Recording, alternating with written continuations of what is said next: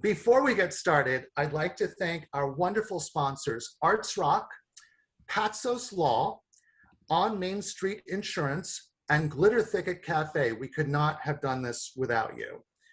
Please check out their links on the festival website. Again, thank you all for attending tonight's Expanding Creativity. Sorry, I'm getting my computer's in order. Expanding Creativity live virtual event. I don't know about you, but I am incredibly excited about the eclectic talents that are gathered here tonight to give us their takes on expanding creativity. Did we say who was going to go first? Or can I just say who goes first? Kayla, it's up to you. I get to say. Okay, first up is Susan Justiniano, AKA Rescue Poetics. Susan is the first Puerto Rican woman to be appointed as Poet Laureate of Jersey City. As a New Jersey native, yeah, and snaps. As a New Jersey native, a poet and spoken word artist, she embraces art entrepreneurship, writing and performing at live events since 2006 throughout the USA, Canada, Europe, and Mexico. Tonight, Susan's going to show us how the use of writing and poetry can increase creativity. Hi, Susan. Hello, thank you so much for that. It's such a pleasure and honor to be here with everyone. I could extol the virtues of motherhood, tell of the wondrous ability to create life. I could praise the struggle of raising kids as a single parent, martyr this as my greatest accomplishment. I could hide my failures, asinine judgment calls, ass backwards decisions, the madness and the chaos that followed, gloss it over, make it pretty. I could ignore the rage, having done so for years, runs in fishnet stockings worn over varicose veins. That skin. Parchment paper edges singed, it's time to cut it away, peel it back, and grow a new one. Over scars, my last relationship pried open, just to watch the blood flow. The hardest thing isn't to let go. The hardest thing isn't to let go. The hardest thing isn't to let go. The hardest thing is to move on. Rediscover who I am, not defined by motherhood, children, work, relationship, or any other human being. Stand on my own. At the mouth of change, I dare to look back. My shedding, scattered like breadcrumbs on a path I no longer travel. Maybe I like that. Today, I don't know how true that is. I do know that I have cut from me the need, the fear, the desire to return to the devil I know. And that piece there is called Breadcrumbs, and it's called Shedding. And that's poetry right there. Poetry, when you think of poetry, think of what you think of. You think of rhyming, you think of rhyming schemes, you think of slam poetry, you think of a variety of different things that you've been structured, you've been told, you've been shown to what poetry should be. So at this point, what I'd like to do is just say hello to everyone and welcome to Expanding Creativity Through Poetry and Writing. Just to share a little bit about me, I'm Susan Justiniano, Rescue Poetics, the Poet Laureate of Jersey City. And if you'd like to get in touch with me on social media, just Google me and I'll pop up.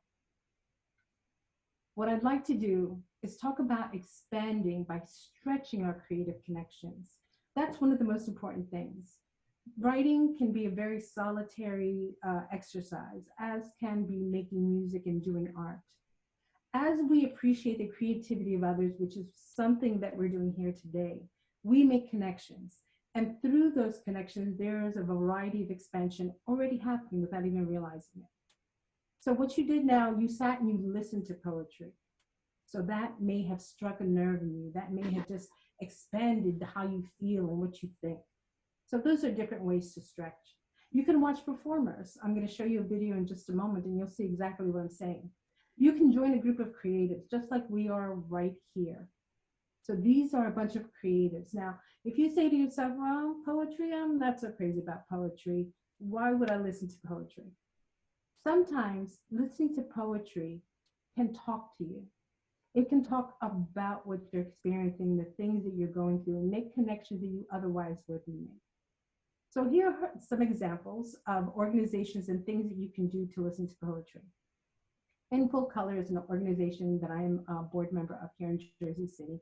And this is their anthology. This is the cover to the 5-year anthology, which I have a piece in. This is a book that contains poetry from a variety of different voices with different experiences. So you can get a sampling of what it is that the communication and the connection from other artists and other poets and writers. Not just poetry, you're talking monologues, you're talking essays, and we're talking a variety of different things. Here, this graphic right here just shows us the podcasts, a variety of different podcasts you could connect to.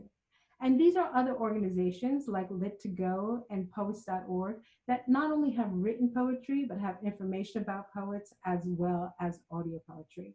So those are things that you may want to consider if you're looking to get inspired by something different than what you normally do. So here, what I'd like to do is just talk about ways to engage. You can support your local library, get a library card, it's free. You can even do it online. There are a lot of audiobooks and a lot of Kindle books and PDFs that you can use. You can, if you're a person that doesn't like to go or you're too far from the library. You can search keywords. You can, in your internet browser, you can look up poetry. And if you're a person who likes competitive things, you can look up slam poetry. You can look up essays. You can look up names of authors you've heard. You can look up book reviews. Reading book reviews is a great way to expand your creativity as well. It may inspire you to write your own book or something else. You never know. And you can ask your friends and family if they have books that you can borrow. Why not, right? So what I'm going to do before we go on to the next slide, I'm going to share something from Joy Harjo, who is the Poet Laureate of the U.S. And this is the third time, her third term as Poet Laureate. Tell me if you get a little bit of inspiration from this. Ms. Joy Harjo. Thank you. This poem is a poem to get rid of fear. And it works. I have before and after pictures. I release you, my beautiful and terrible fear. I release you. You were my beloved and hated twin, but now I don't know you as myself. I release you with all the pain I would know at the death of my children. You are not my blood anymore. I give you back to the soldiers who burned down my home, beheaded my children, raped and sodomized my brothers and sisters. I give you back to those who stole the food from our plates when we were starving. I release you, fear, because you were born, and I was born with eyes that can never close. I release you. I release you.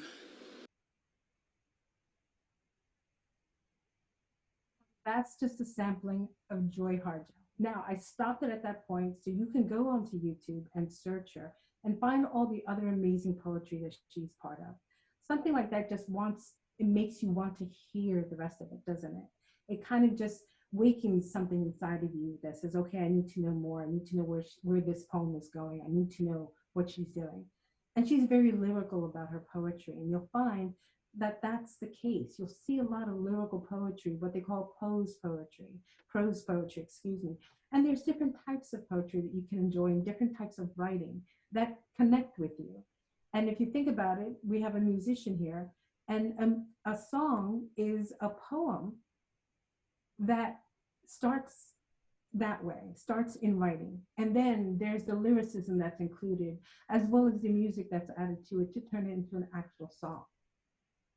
So now that we're going, now that we've finished with Joy, let's see here, hold on a second. So now we're going to go back and I'm going to just cover a little bit of additional things here. So going back to the ways to engage, these are a few ways you can engage. And you see the power of searching something on the web. We all know how powerful that can be for us. Other ways that you can expand your creativity is through reading and writing. And that's important because we're not all readers all the time, but we have things that we want to get out, things that we want to share. So what do? We can write a journal. Write in a journal, have your own journal. Sometimes you don't have paper with you, so you use your phone. I use my phone all the time. Use whatever is available to you, your computer.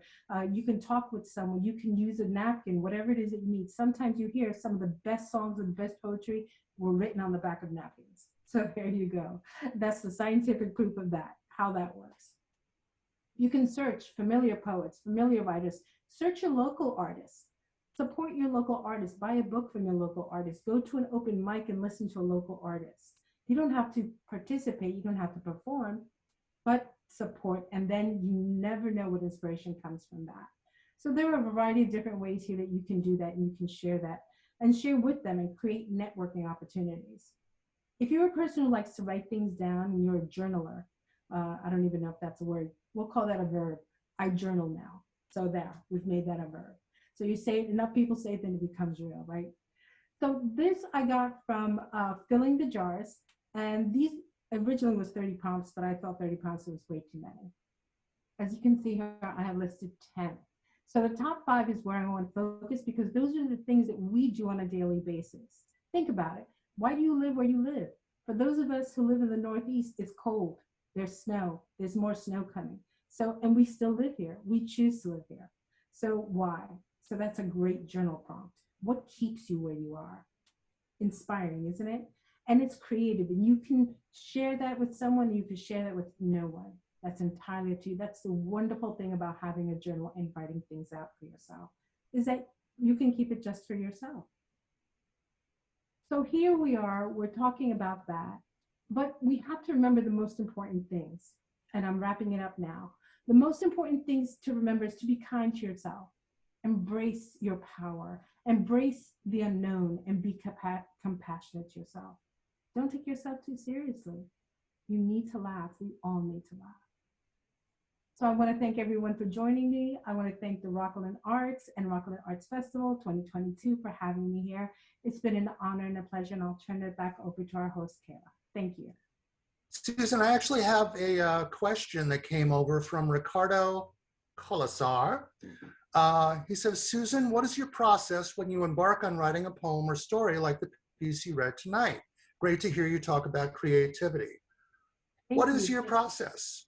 Thank you for that. Thank you, Ricardo, for that question. Well, the process differs. It's always something different. Sometimes I'll be inspired to write a single line and I'll leave it alone. Sometimes I'll be inspired by an event or by people that I meet, and I'll then write a piece about that. Like the piece that I read tonight was inspired by life-changing events. My kids growing up, what was I going to do? How do I define myself now? How do I define myself without my children, without that not being the focus of my life anymore? So that's what inspired that piece. Sometimes it's life-changing. Sometimes it's just something as simple as really enjoying a good cup of coffee. So the process is you write it until inspiration stops. You come back to it. That's my process. I don't force anything. And it turns and turns and churns, and no poem is ever finished. So the process keeps going.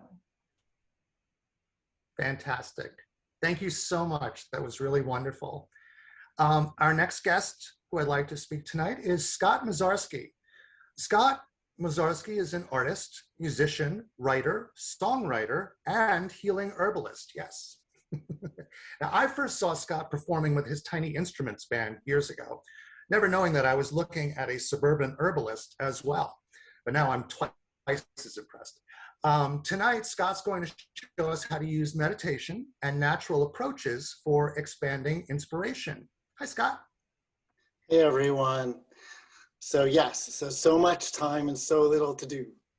Wait a minute, strike that, reverse it. Willy Wonka is one of my biggest inspirations. I don't know, just going there. But so I'm gonna actually start with a tiny instruments, a tiny meditation. So if you indulge me, if you feel comfortable enough and safe enough to close your eyes, that will help out the meditation. If not, that's fine too. But really just settle into where you are, the chair, the couch, feeling yourself there, and taking a few breaths in and out, and just settling in to the awareness of your breath.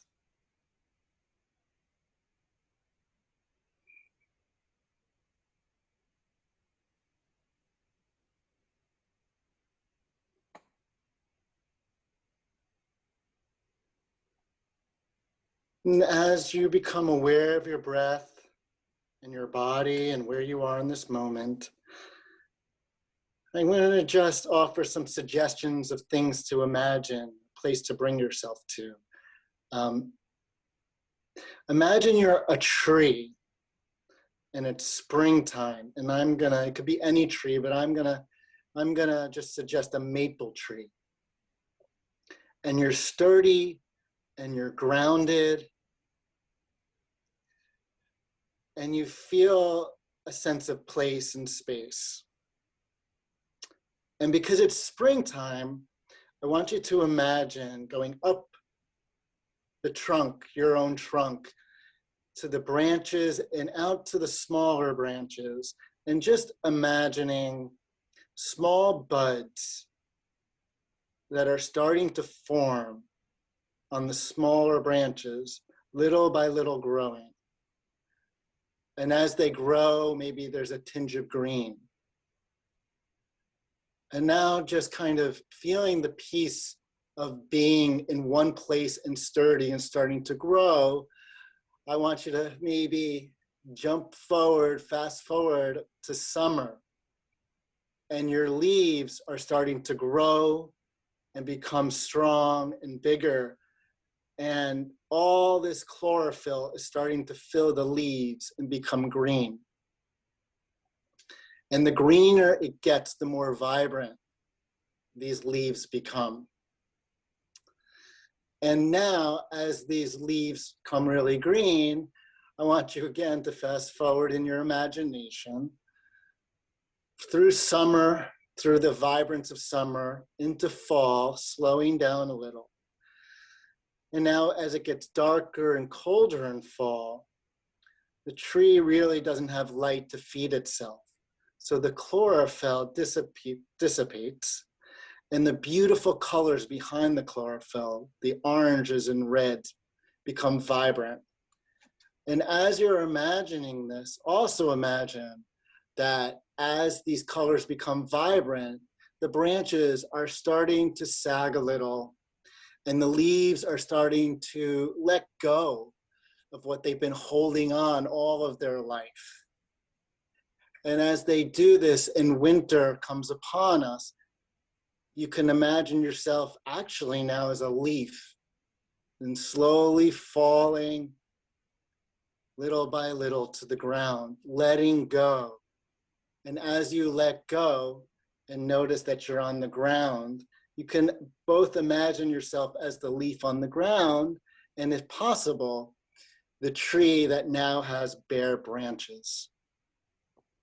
And really, as that leaf goes back to the earth and seemingly dies, and the branches become bare, your branches, I want you just to notice all the energy that was going outwards from spring and summer and fall to come inwards, down to your trunk and deep into your roots.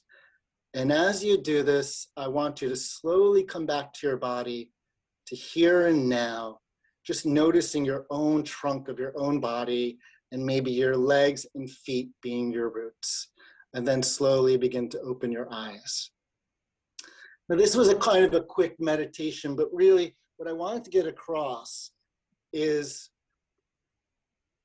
being artists or any creative endeavor is going to take energy. And the more that we can get to know ourselves, our own cycles, our own ebb and flows, the easier the creative process is going to be. The easier we'll be able to go through vibrant areas of creativity and accept the times when we have to rest and kind of lay low and look out for other inspiration. So really, you can equate this in nature as the springtime being time of rebirth, incubation, planting new seeds, the summer as a time of motivation, of inspiration, and then the fall, kind of a time of harvesting what we've created in the summer, and then in the winter, taking everything that we've created and taking that energy to rest deep down within ourselves again. And I just know as an artist, I've gotten frustrated in the past when, you know, because I do different disciplines. Maybe I haven't painted in a year and I get very down on myself. I don't have much compassion. I get very hard on myself. But if I look, maybe I've been doing other things. Maybe I've had a business endeavor. I've had to learn about the computer. Maybe I've just been writing songs. And what I realize is because we have just so much energy, the more that we can understand our own flows, the easier the process is going to be. And just the last thing I'm going to leave you with right there is that the link between our own creative process and the creative process's nature is that there is no link. It's the same. And I think Jackson Pollock, though, can sometimes be a little full of himself when he said this. He says, I don't paint from nature, I am nature. But he was right. And so I just suggest, even if you don't feel anything at first, walking outside, sitting with the tree as much as possible will help you notice nature more and then actually notice your own cycles. So if I have a couple more minutes, do I have a minute or two left, I think? Sure, you're good. Yeah, I'm just gonna play a quick song because not only is nature inspiring just to know how we can embody our own creativity, but it's just inspiration as it is. And a really quick story that when the Chernobyl disaster happened in the 80s, scientists took sunflowers and they planted them on these foam boards in this pond right next to the explosion site of the radioactivity. And after a few weeks to a month, they went back and the sunflowers had died, but they had taken up about 80, I think it was almost 90% of all the radioactive strontium that was in the pond. And this is the power of nature. If it's regenerative, it's healing. And that inspired me to write the song called Sunflower. I'll play a little of it. And I'll try to play it soft because I don't want to get too intense and get into my punk self and then you won't hear anything. So this is called Sunflower.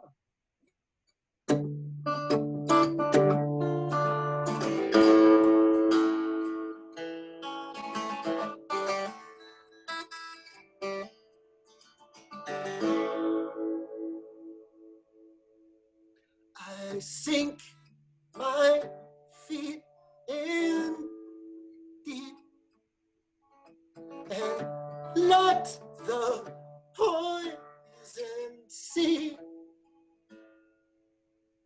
slowly into my veins just to brighten up this day. Now, darling, don't you weep. My love has just begun. I'll only be asleep for a moment. You can find me inside the sunflowers. You can find me inside the sunflowers. So plant me in the ground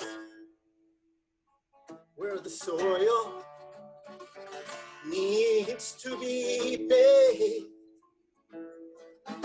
I will live and I will die for you, just to brighten up this dreary day. Now, darling, don't you weep. My love has just begun. Only be asleep for a moment. You can find me inside the sunflowers. You can find me inside sunflowers, sunflowers, sun.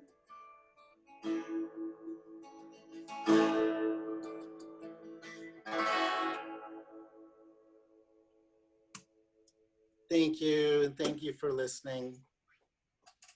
Thank you. That was wonderful. And your meditation was awesome. That's probably the first time I've relaxed in 6 days. So I really appreciate that. And you can find me under Instagram and Suburban Herbalist, but also I have lots and lots of music up on my Bandcamp, which is Scott and the Tiny Instruments. So. And thank you for mentioning that. If everyone can, at some point during the evening, put your links in the comments to your websites, that would be wonderful, because I know I'm going to want to revisit, and I'm sure other people will as well. So thank you, Scott. Our next talented artist is going to be Anna Mehta. Anna has a wonderful quote on her website: "Let your vision be world-embracing rather than confined to your own self." And I thought that was awesome. As a choreographer, Anna uses soulful, modern, multicultural choreographies that inspire. Through dramatic dance improvisations and teaching, she influences our understanding that we are one through dance. Tonight, Anna's going to show us how to use movement as a tool to promote self-awareness and creative expression. Hi, Anna. Hi, thank you for inviting me to this workshop. As you can see, I finished a class, a dance class at a local community college here in Hudson, New York. And here I am in my favorite place, in my stage, in the it's basically a performance stage, which is another favorite space, artistic space. A dance studio is another favorite artistic space. So I'm really grateful to be sharing with you here in one of my favorite artistic spaces, which is a performance stage. So I am a little, in preparation for this, I'm really excited because I do teach improvisation and I do work with imagination. And that's one of the things, the tools and one of the things I want to share through the body. And I hope you can join me in movement, please. Everybody, please join me. I don't want to be the only one moving here. And I want to just start with this Zimbabwean proverb. If you can walk, you can dance. If you can talk, you can sing. So we can all dance and we can all move our bodies. And one of the basic tools to strengthen creativity is the imagination. And through the body, we can work with the imagination in a way that is more subtle, more abstract. And I chose a poem that, one of my favorite poems, speaking of, from a place I grew up in Chile. His name, Pablo Neruda.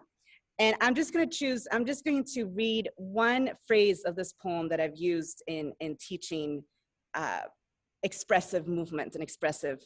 I'm going to read that, and then I'm going to ask you to use your imagination with your body.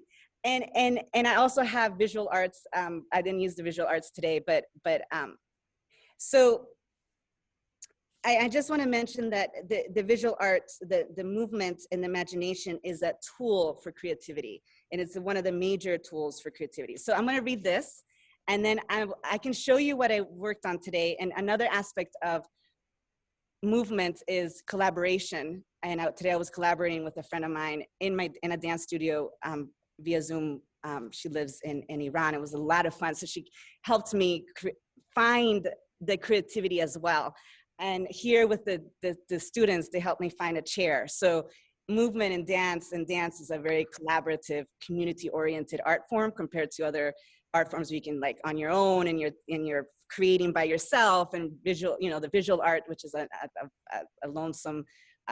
So anyway, so with that, I invite you to be my community and move with me. So so if you have space, I know we're all in our different spaces. I am in my, but please. So I'm going to read this poem, and then you're going to interpret the poem through movement. So and there's no right or wrong to movement. There is anything goes. And I'm going to read it first. And then as I read it, just move along. I'm going to read it nice and slow. I'm just going to read the first phrase, and I'm going to repeat the first phrase. So this way you can bring the movement into your body more and more, or the imagination, using your imagination. And as you use your imagination, you move with your body in that imagination. This is called oneness. There is something dense, united, sitting in the background. As I'm gonna dance with my book, so because I'm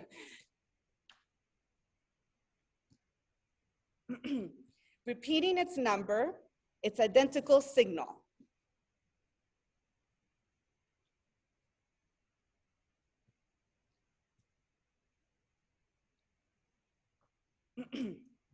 How clear it is that stones have handled time.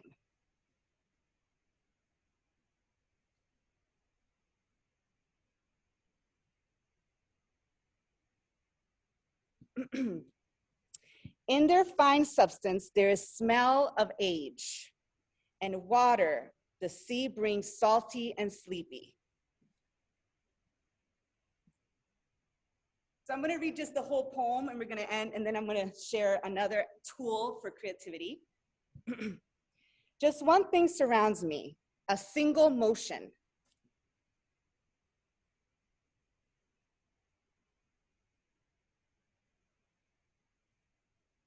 The weight of rocks, the light of honey.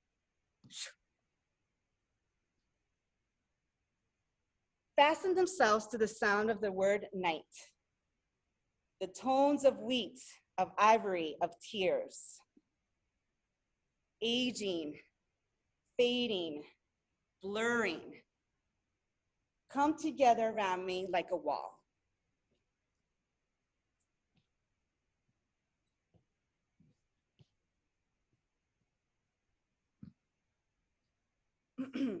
I toil deftly, circling above myself, like a raven above death's grief's raven. I am thinking isolated in the depths of the seasons.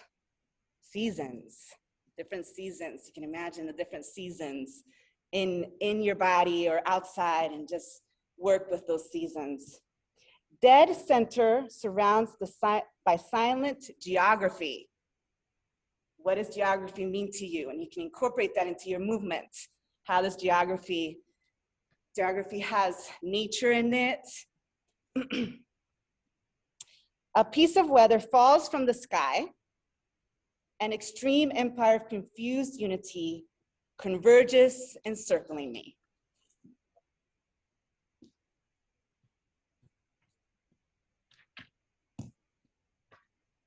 So that is imagination, and using the tool of the movement to create, using the tool of a outside source to create that imagination.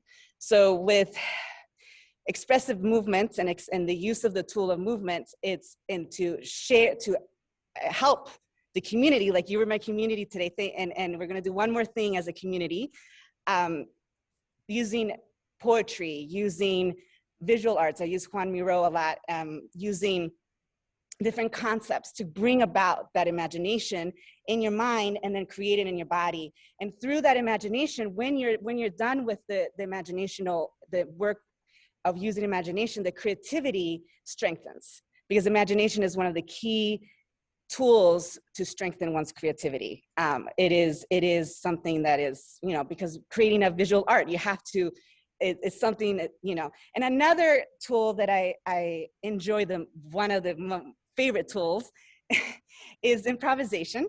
And with that is the groove part. I teach fusion groove, which I just put music on and we dance and we let it go. And we forget our thoughts. It's the best way one of my favorite ways to meditate, because it's a dynamic way of meditation.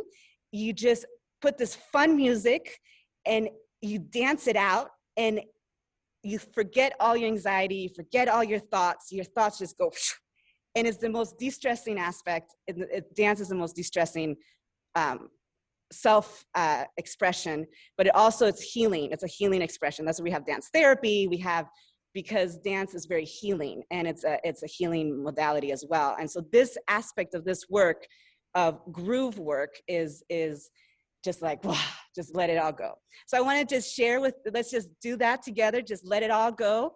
And then when you're done with that groove, sometimes the intuition happens, and you find yourself having these creative thoughts and the creative ideas coming out with new choreographies, or I do like to do some drawing, and I fiddle around, and so the creative.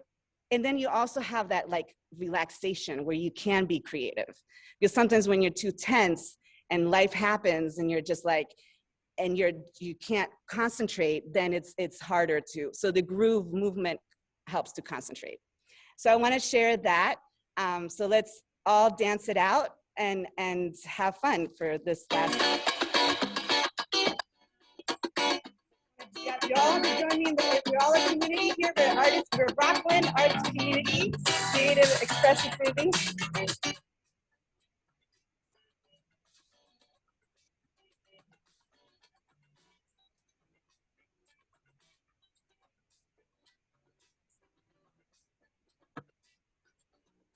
Let the spirit move me. Keep that coming to me. Feel that running through me. Gotta keep the faith. Let the spirit move me. There you go. Let me see everybody dancing. Keep Everybody that coming to me. just let the groove going. Just let all that go. Running through me. Gotta keep Slow the happen. faith. Slow. That's another concept of creativity. You find that. It had to be a long time no see. Drifted around. Thousands of miles between you and me. But I'm coming home. Anyway, I don't know if I have time for the whole song, but that's the idea. I found the strength to touch. I don't know if I have time for the whole song, but that's the, thank you for joining me in the community of creative expression and movements with imagination and intuition and letting go. Thank you. And thank you, Rockland, for inviting me. Thank you so much, Anna. I'm tired, but that was so great. That's the epitome of dance like no one is watching, even though 32 people at least are watching. So it is what it is. But thank you so much. I'm so glad you all joined me, and weren't the creative freedom was there. So I exactly. And I loved watching everybody dance while I was dancing too. That was fun. Okay, so our next guest is Adam Neal. Adam is a psychotherapist, educator, public speaker, and author. His work with clients embodies principles of experiential therapy, expressive arts therapy, transpersonal counseling, and narrative therapy. Tonight, Adam is going to share mental exercises that can help increase our creative originality. Hi, Adam. Hi, thank you so much, Kayla. And I just wanted to say what a pleasure it is to be here with everybody and to be learning from my co-presenters. Without even intending it, what I plan to talk about really relates to everything that's been coming up. So I'm going to share my screen here. Okay, let's see how this goes. Okay, so yes, I practice as a psychotherapist. I also teach as an adjunct. And I'm originally from New City and currently live in California. I've worked as a mental health clinician with children and adults. I've used expressive arts in educational settings like schools and also in community settings. And I love the use of expressive arts, as we were just learning about from all of our co-presenters, in terms of not only producing art, but also the process and what comes up when we are engaging in art. So I thought I would maybe offer a little bit of context for this, which actually relates to a lot of what's been discussed. So when we say process versus product, this makes the difference between something that might be perceived as therapeutic versus something that we might just be making for fun or for the purpose of having it sold or appreciated by an audience. So when we consider our inspiration or our motivation to produce art, what our inspiration is or what our motivation is can be dependent on what it is that we're trying to accomplish. And so we can frame this creative impulse, what comes up for us when we decide to engage in art making in any modality, drawing, movement. We can consider this impulse as a prompt. So when Susan was discussing prompts, this is exactly related. So prompts can be both process-oriented or product-oriented. And of course, there is overlap with both, but I'm going to talk kind of specifically about the difference between a process-oriented prompt and a product-oriented prompt. So when we consider a product-oriented prompt, we think about something like, I'm going to create art that imparts a theme of loneliness. I want the people who witness this art, whether it is visual art, as I have here, a couple of paintings, drawings, whether it's visual art or it's performance-based art.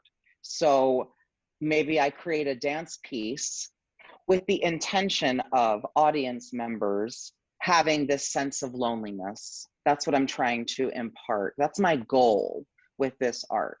And so that it would be a product-oriented prompt because we're focused on the end result. What's the product going to be and what's it going to represent? Next, we consider a process-oriented prompt, which is more about our internal experience as we are engaging in our art making. So a process-oriented prompt might be something like, I'm going to create art about how my loneliness feels. So I have the same exact images for both of these slides. And the reason is that whatever we end up with as the end result could be the same, whether we start with a process-oriented prompt like this one, or we start with a product-oriented prompt. We might end up with the same thing ultimately, but our purpose in it, our intention for it might be different. So we might go into it thinking we are setting that intention to create a product. I'm going to create something that gets across loneliness, and we do this. Or we can go in with the intention of, I'm going to explore my loneliness in this moment and whatever comes up for me. What tends to happen when we engage in a process-oriented prompt is that we have something more like this, which we consider non-representational art. Whoever would look at it would probably not know what it was that the artist was specifically intending. And when we consider a process-oriented art piece, like this visual art, for example, what we are doing is embodying that felt sense, embodying that internal experience, and allowing that to be translated or transmitted onto the canvas, onto the page, onto the stage. So we might ask ourselves, in looking at this particular non-representational piece, do we know what this artist's prompt was? Probably not. Although, based on our experience of it as the audience member, we might come up with any number of things. But what if we were then told by the artist, well, I started with the process-oriented prompt. I want to know what my loneliness feels like. So the idea behind it was not how it would end up, what the product would be. The intention was to do that exploration. So when we engage in process-oriented art, We're exploring our own internal experience with some intention. So what might our intention be when we engage this way? Well, maybe we have a memory that stayed with us, whether it's something particularly wonderful that we want to explore, a memory of a birthday, for example, or maybe something particularly unpleasant that we want to explore or gain some new insight around. So maybe a bad memory. So many examples. Let's say leaving one's hometown and moving away, even though someone doesn't want to, they had to move away, and exploring that memory or what comes up for them. So that can be a process. Engaging in a sensory experience. I want to produce process-oriented art around a particular smell. What would happen on a canvas, on a page, on a stage, in the moment, as I engage that process of that particular smell? So for anybody who's familiar with synesthesia, so the blending of senses, what does that smell look like? There's an example. When we engage in process-oriented art, we usually do so with some kind of a time restriction or a time structure. I'm going to engage in this process for 10 minutes, 1 hour. Of course, this doesn't have to be the case, but we like to have some kind of container when we're considering this process, which is why process-oriented art is very popular when considering expressive arts therapy, because we want to have a container for it, a way of having some structure, a time limit, maybe because a lot of intense emotional material comes up for us. In this way, we can use art as a tool for healing or for growth, and hopefully maybe both at the same time. But the focus is on the experience of creating rather than what we end up with. This is not to minimize or marginalize product-oriented art at all. Setting intention on the product can be equally significant and it may have a different purpose. The process of creation might not be our primary focus here, but the product, what we're intending to put out there, could be very important for an audience. For example, art that involves social justice.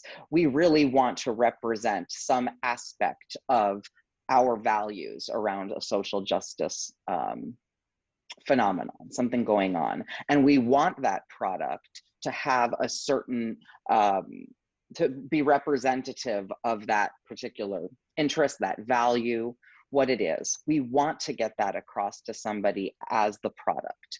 And so one way of framing the difference between a process-oriented versus product-oriented is about the emotional or intellectual distance that we have from it.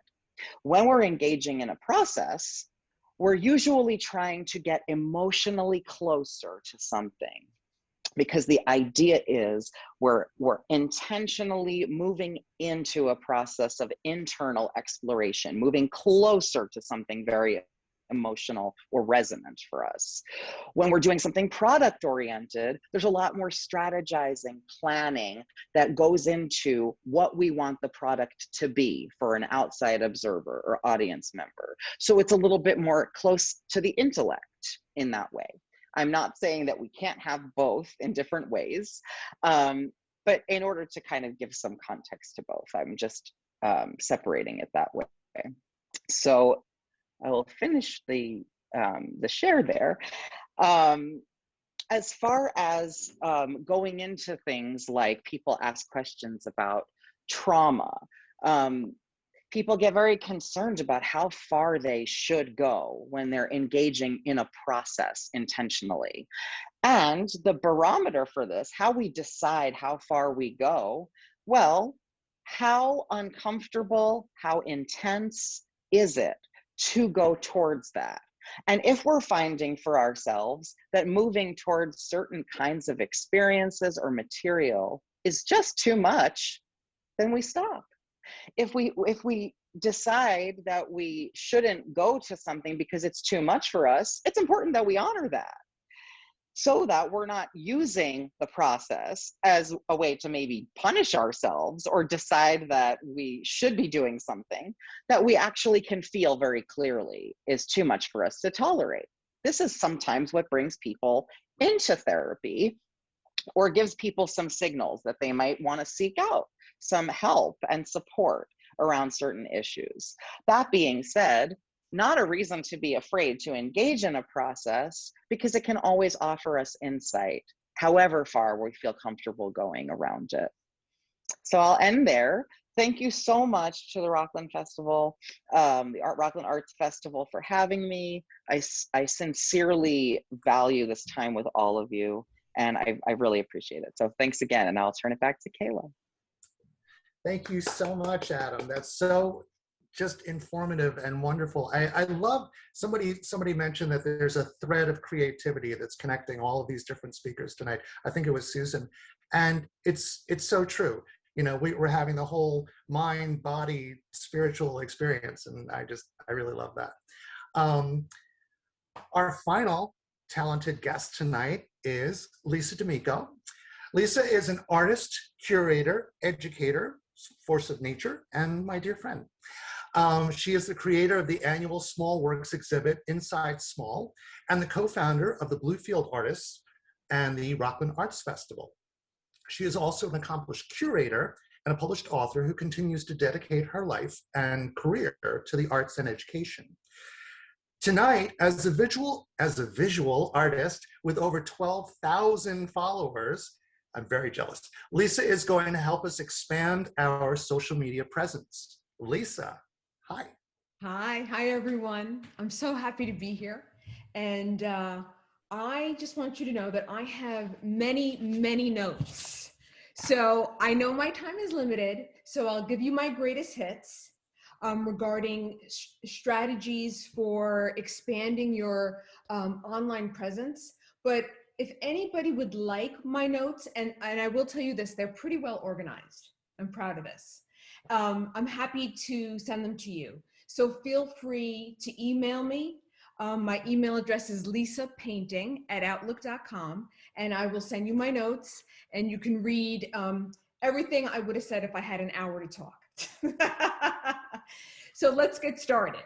Social media and websites for artists can be challenging, and it's definitely challenging for me. So the advice I'm going to give you, none of it is anything you need or have to do. What I want you to do is listen to what I have to say and take from it what works for you. Because each of us as an artist, whether we're a visual artist, a performing artist, however we're creative, we have a way that we want to present ourselves and a way we want to be seen. So if I use phrases like you need to do this or you must do this, ignore me. Just do what works for you. So let's get started. I'm going to first talk about art websites. If you don't have an art website and you are an artist, you need an art website. Even if it's a free one from one of these online hosting services like Wix or Lycos or GoDaddy, whichever one you prefer, it doesn't matter. Because think of your art website as your online portfolio. When you apply for internships, residencies, when you apply for to be an exhibiting artist, there's always a spot that asks for your website. And I can tell you as a curator, we always check your website. So you need to have one. And like I said, it doesn't have to be anything fancy. It could just be a one-page website where you have examples of your work and you have your contact information. That's good enough. But again, I can't stress this strongly enough, because I know a lot of artists who are so incredibly talented and yet they don't have websites. Isn't that funny, Kayla? Okay, my next tip. Moving on. my next tip for art websites is learn about SEOs. That acronym, SEO, for anybody who's ever seen it and doesn't know what it means, it stands for Search Engine Optimization. It's very important. Most website hosting services offer some level of free SEO services. Take advantage of it. It will raise your profile in search engines, especially Google. And again, I cannot stress this strongly enough. Next, consider writing a blog. Even if it's something you do maybe once a month or once every other month, if you do a blog on your website, again, it will raise your profile. It will raise your rankings in search engines. And you really want that. You want to be found as an artist. When you name your website, please use your name. I've seen a lot of very talented artists give their websites really cool and clever names, but when somebody puts your name in a website, in a search engine, they're looking for you. So they're going to put your name in it. They don't know the name of this clever name you've come up with. So if you have a common name, and believe it or not, my name is very common. So when I was ready to do my website, lisadamico.com was already taken. So I ended up having to do lisadamico.net. But I have other friends who have common names that are even more common than mine. Like my friend, her name is Maggie Smith. She started searching Maggie Smith art, Maggie Smith artist. Eventually she found a website name that included her name, because when somebody meets her, whether at an exhibit, at some networking function for artists, they're going to type in Maggie Smith. They might put in the state, they might put in her medium. They're not going to put in a clever name that she's come up with that is unrelated to her surname. So just please keep that in mind. My next tip, this also applies for social media. Take good photos. Please know this. I am, as a spectator, as a curator, and as a fellow artist, I'm always thrilled if you've had a good lunch, but don't post the photo of your sandwich on your social media or on your website. People are following you because they want to go on your artistic journey, whatever that is, whether it's poetry, dance, sculpture. Give your audience what they want and what you're about. So as good as maybe your dinner was or your birthday cake was, include photos of your art studio, of works in progress. Maybe include photos of a visit to a museum and the works that you liked. Or maybe put photos in that were taken by other people that include you in your studio or include your work. But please, don't post your lunch. My next tip for your website and for your social media is you really need to toot your own horn. You have to promote your own success. No one is going to do it for you. And as artists, we work in our studios. We tend to be solitary creatures, or we just hang out with other artists. But you need to let the world know what you're working on, where they can see your art. If you're selling something, maybe if you've decided to put your artwork on t-shirts, or if you're doing maybe an art challenge with another artist, let the world know. Post it. Some artists who I follow do monthly newsletters, and there are loads of websites and apps that offer free services that you can get this done and it doesn't cost you anything. And in my notes, I have some recommendations for different services that you can use that are free. Again, email me and I will send you my notes, and you can research what I've written and you pick from it, again, what works for you. And that's it really for art websites for now. So now we're going to jump over to social media. As a visual artist, I focus on Instagram and Facebook, and I sell a large majority of my artwork through social media. And I cannot tell you how important it is. As a visual artist, you know, the landscape is changing in the arts, and social media has become, especially during this time of COVID, has become an incredible resource for artists to get their work seen and get their name out. So don't be afraid of social media. Set up an account, make it a public account.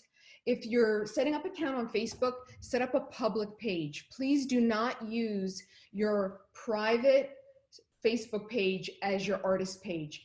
Keep those two things separate. Your private life is just that. It needs to stay private and you need to protect it. Your artwork, which should be seen by the masses, that goes on your public page. And keep the focus in an arts related theme all the time. Anybody who follows me, whether you're following my artist page or my curator's page, you know that I'm always art focused. Even if I'm posting a photo of my 2 crazy dogs, it's when they're in my art studio. So there is a little bit of personal that's always going to seep into everything you post, but just try to keep the focus on what you do and what you do best and what you want to share with the world.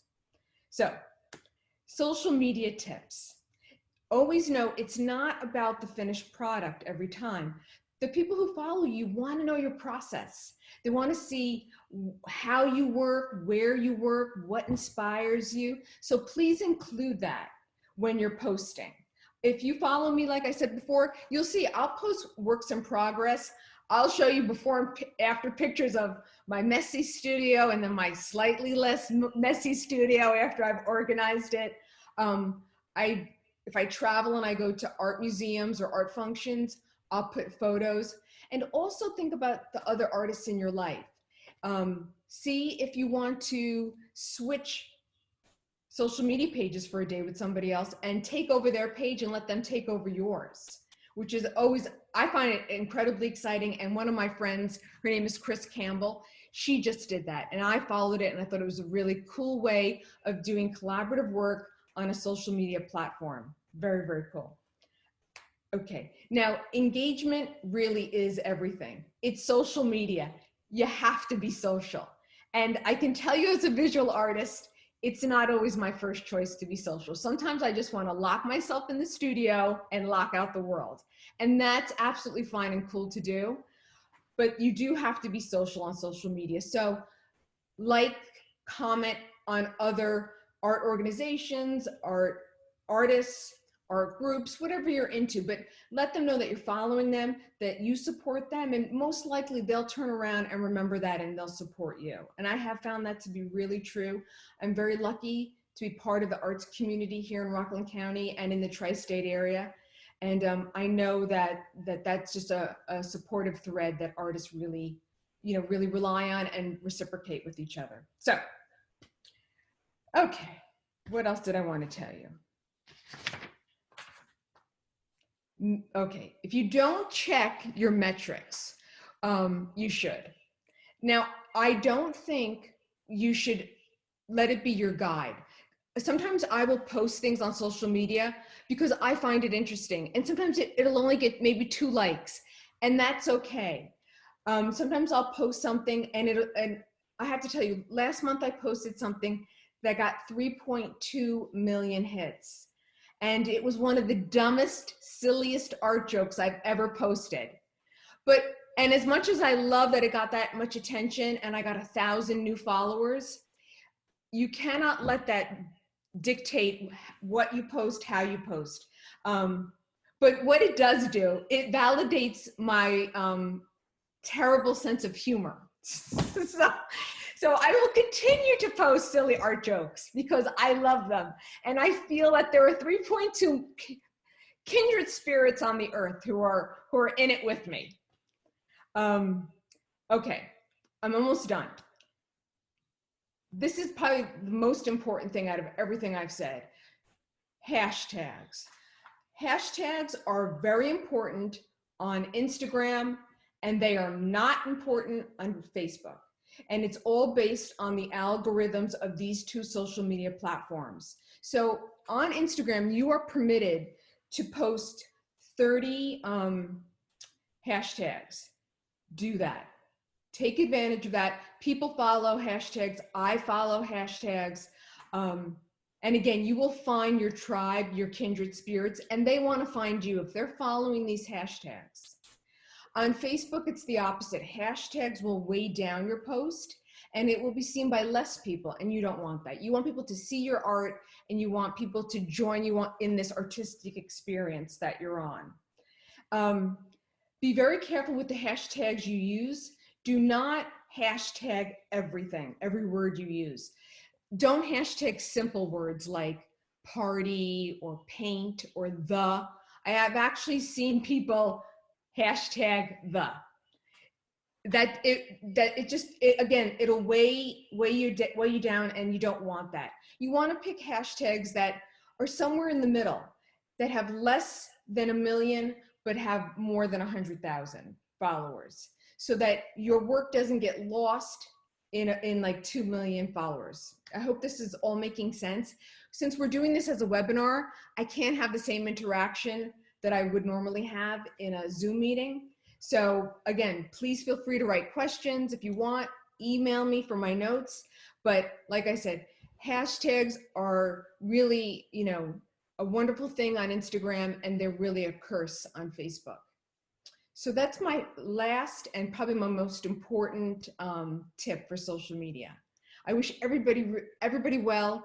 The world needs more art. The world needs to see your art. There's plenty of room for all of us.